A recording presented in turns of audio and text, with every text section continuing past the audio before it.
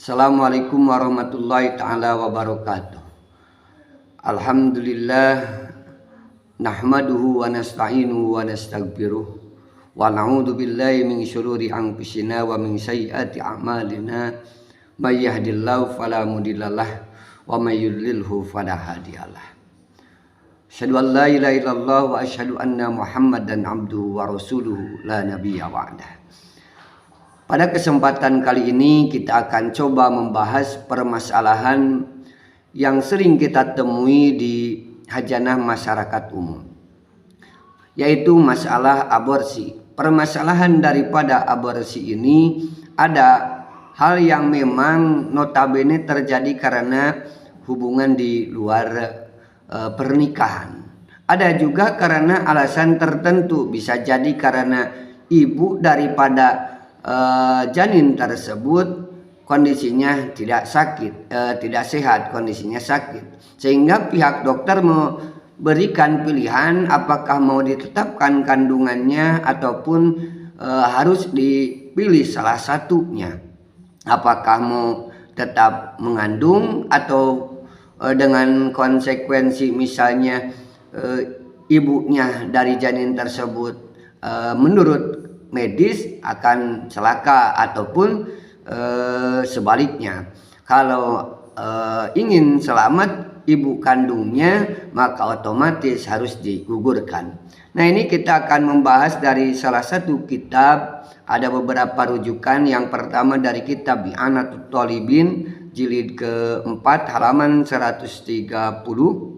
Kemudian ada pula dari kitab Al-Fiqhul Islam wa Adillatuhu jilid ke-4 halaman 196. Kemudian dari kitab Ihya Ulumuddin. Yang pertama yang akan kita bahas sesuai dari kitab I'anatut Thalibin. Abta Abu Ishaq Al-Maruji bihilli sakki amatihi dawaan liyaskuto waladuha madama alaqatan au mudghatan. Menurut Abu Ishaq Al-Maruji mengatakan halal bagi si tuan, bagi si sayyid memberikan sakyu amatihi, memberikan minum amatnya tersebut dawaan obat untuk menggugurkan. Tujuannya liyaskuto waladuha, supaya keluar janinnya tersebut madama alakotan, selagi posisi daripada hamil atau janin tersebut yang kandungan tersebut masih berbentuk darah yang menggumpal au mudghatan ataupun daging yang menggumpal.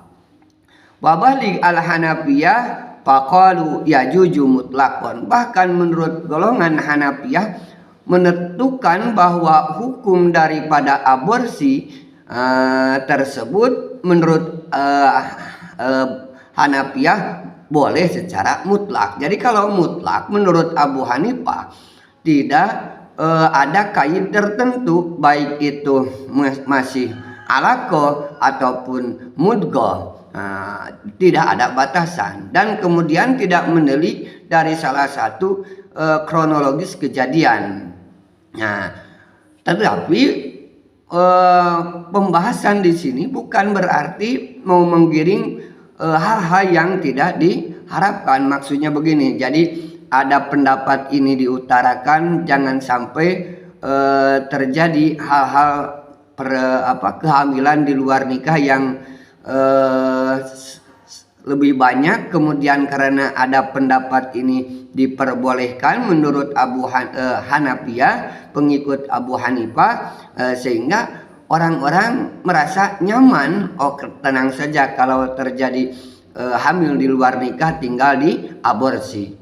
Tetapi tujuan di sini adalah untuk jelaskan permasalahan yang lebih detail ketika pasangan suami istri kemudian hamil istrinya tersebut, kemudian divonis oleh dokter harus memilih antara tetap mengandung dengan resiko misalnya istrinya nanti akan meninggal misalnya, ataupun memilih istrinya otomatis harus diaborsi. Tujuannya seperti itu. Nah, bahkan dalam kitab di sini yajuju mutlakon wa kalamul iya yadulu ala tahrimi mutlakon. Sementara Imam Al-Ghazali dalam kitab Ihya Ulumuddin jilid pertama mengatakan hukumnya haram. Nah, bagaimana permasalahan ini kita bahas dari kitab ataupun sumber yang lain dari kitab Al-Fiqhul Islam wa Adillatuhu jilid keempat halaman 196. Ittafaqal ulama ala tahrimil ijhadi duna udrin bi ba'da syahri rabi ay ba'da isru wa mi'at ba'du. Jadi permasalahan di sini sepakat para ulama ala tahrimil ijhadi duna udrin. Sepakat para ulama haram aborsi kalau tidak ada udur, tidak ada alasan yang diperbolehkan, baik itu secara medis misalnya. Ba'da syahri rabi setelah bulan yang keempat.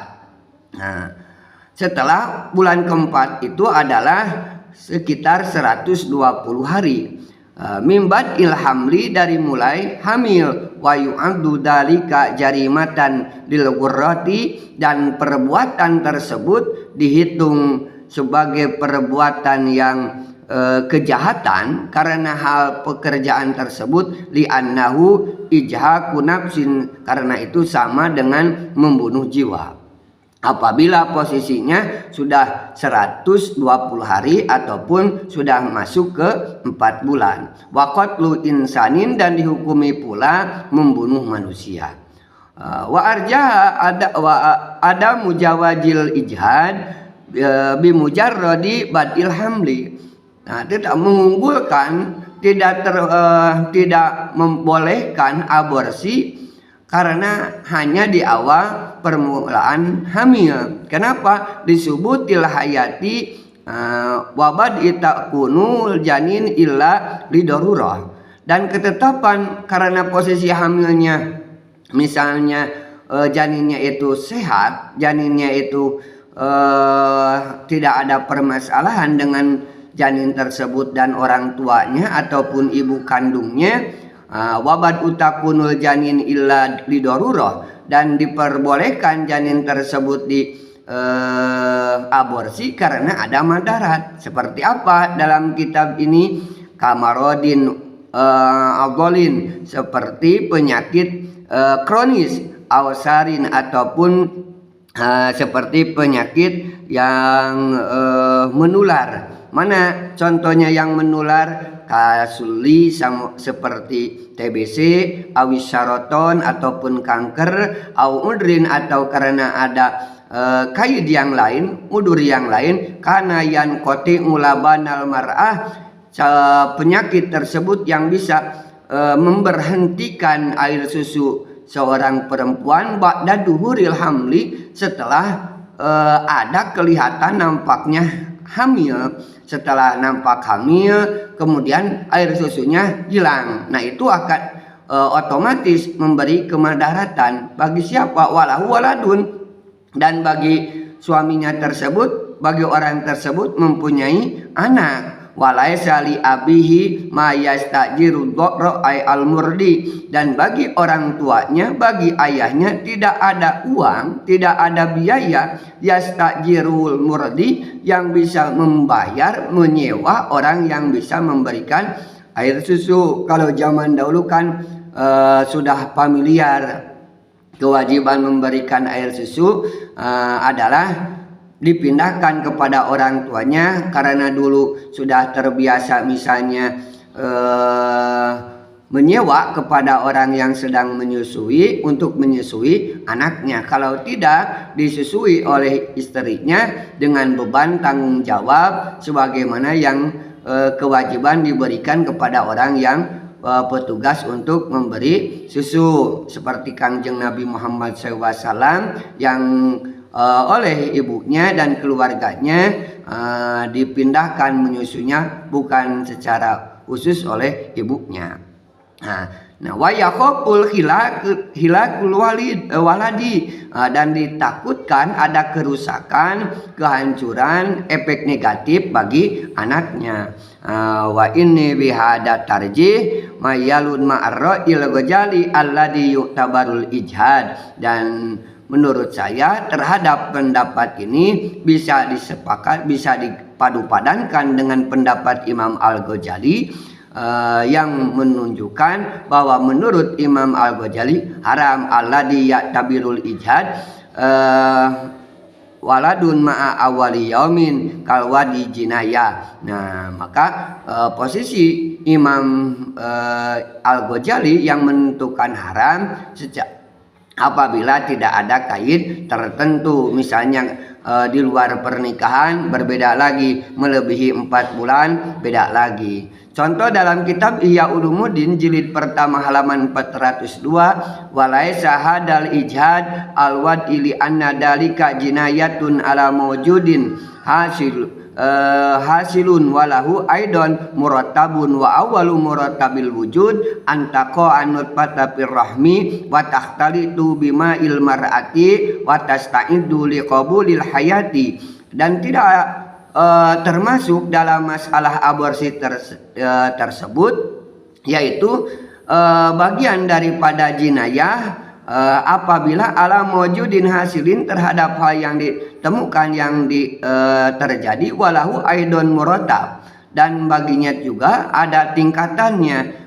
Mana tingkatan pertama? Wa awwalu murattabil wujud, dan yang pertama, tingkatan pertama ketika adanya, yaitu antaqa'an nutfatu firrahmi, ketika nutfah air mani ketika sudah masuk kepada rahim, wa takhtalitu bima il mar'ati, dan bercampur dengan ovarium yang ada di perempuan, wa tasta'idu liqabulil hayati, dan dihitung sudah siap untuk mendapatkan kehidupan, wa irsadu dalika jinayatun. Maka menurut Imam Ghazali, walaupun dalam permulaan ketika terjadi pembuahan antara nutfah laki-laki, antara air mani laki-laki dan ovarium di rahim, maka itu sudah termasuk bagian dari jinayah. Fa in sarat mudghatan wa alaqatan kana al jinayatu abhasu,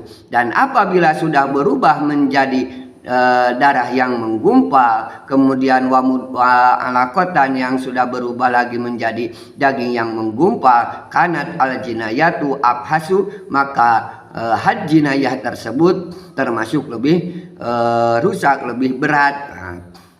Wa in nufiha fihi ruh, dan sudah ditiupkan pada janin tersebut ruh, wastawa al hilqah, dan sudah bentuk daripada janin tersebut sudah menentu. Jadi di sini dari kitab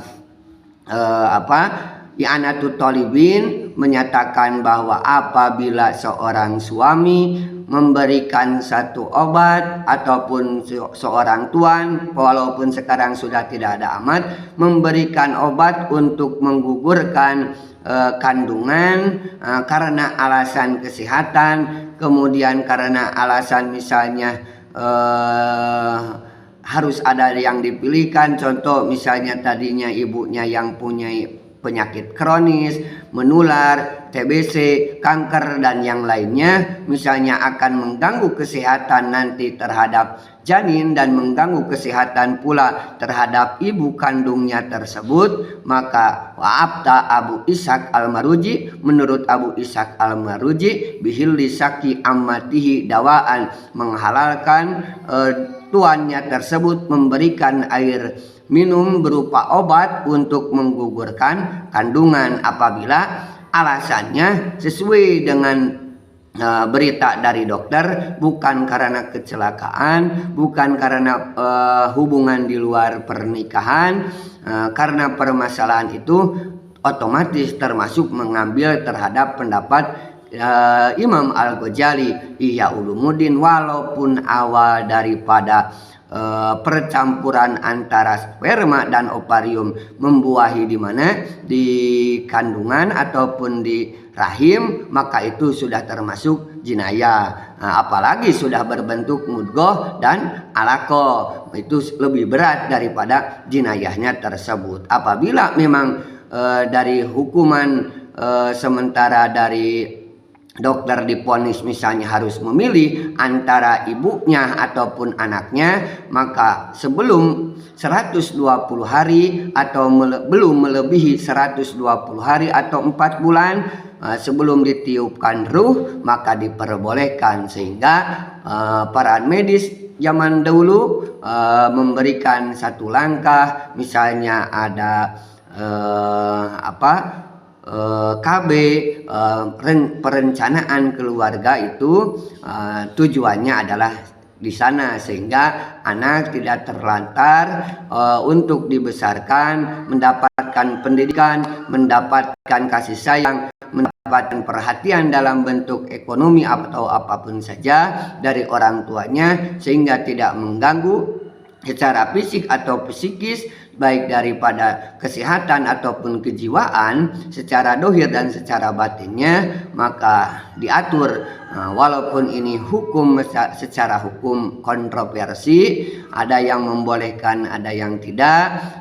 Di sini dari kitab Fiqhul Islam wa Adillatuh diperbolehkan apabila alasannya tepat, diperbolehkan menurut hukum syara. Tetapi menurut Abu Hanifah membolehkan secara mutlak, baik itu tanpa ada kait tertentu, baik karena kesehatan ataupun yang lain, asalkan ketentuannya sebelum ditiupkan ruh atau sudah bernyawa, usia kandungan 4 bulan. Sementara menurut Imam Al-Ghazali haram secara mutlak, baik awal hamil, awal bulan, ataupun sampai kondisinya sudah berbentuk, misalnya mudghah dan alaqah, darah yang menggumpal ataupun daging yang menggumpal, hukumnya tetap haram, bahkan lebih berat menurut Imam Al-Ghazali.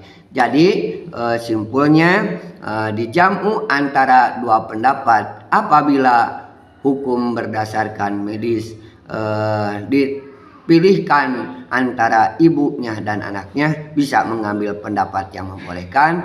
Kalau hanya perbuatan di luar pernikahan, hamil di luar pernikahan, mengambil pendapat menurut Imam Al-Ghazali yang tentunya hukumnya tetap haram. Sekian, assalamualaikum warahmatullahi wabarakatuh.